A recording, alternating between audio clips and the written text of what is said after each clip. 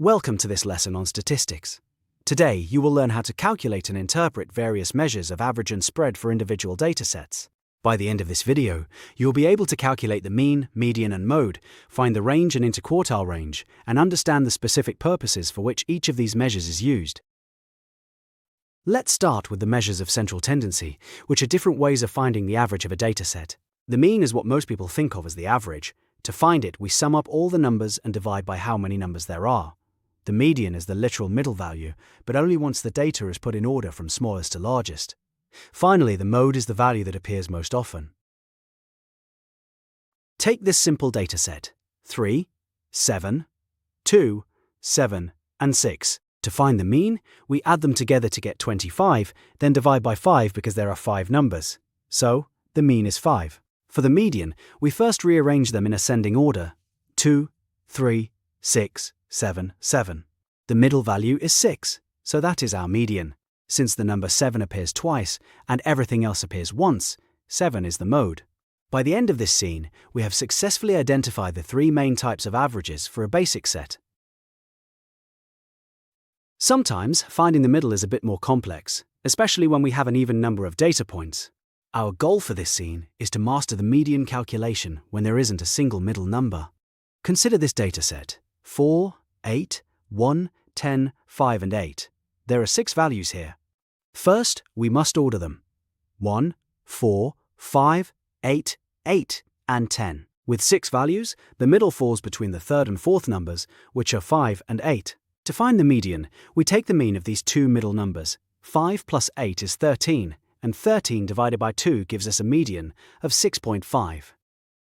A helpful rule for any dataset size is to use the formula n plus 1 divided by 2, where n is the number of values. For our 6 values, 6 plus 1 is 7, and 7 divided by 2 is 3.5.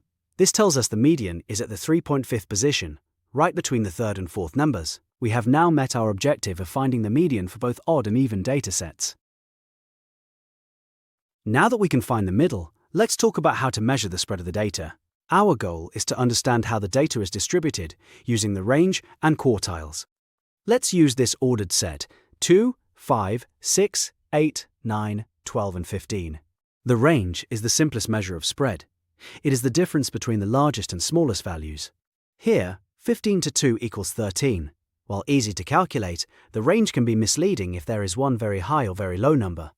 To get a better picture, we use quartiles. These divide the data into 4 equal parts. We already know the median, which is the second quartile, or Q2. In this set, that's 8. The lower quartile, Q1, is the median of the lower half of the data. The median of 2, 5, and 6 is 5. The upper quartile, Q3, is the median of the upper half. The median of 9, 12, and 15 is 12. Finally, the interquartile range, or IQR, is the difference between Q3 and Q1. 12, 5 equals 7. We've now met our objective. The IQR is a powerful tool because it focuses on the middle 50% of the data, ignoring extreme outliers. It is not enough to just calculate these numbers. You must also know which one to use in different real-world scenarios.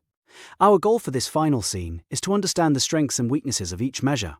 Imagine a small company where 4 employees earn around £20,000, but the boss earns £100,000. The mean salary here is £38,000. Does that represent a typical worker? Not really. The boss's high salary, which we call an outlier, has pulled the mean upwards. In this case, the median of 23,000 is a much better representation of the average person. So, we use the mean when the data is fairly symmetrical. We use the median when outliers are present. We use the mode for categorical data, like finding the most popular shoe size in a shop. When it comes to spread, the range tells us the total span from lowest to highest. However, the interquartile range is often preferred because it tells us how consistent the typical data is without being ruined by those extreme outliers we mentioned earlier. We have now achieved all our objectives. You can calculate these measures, and more importantly, you know when to apply them to make sense of the world around you.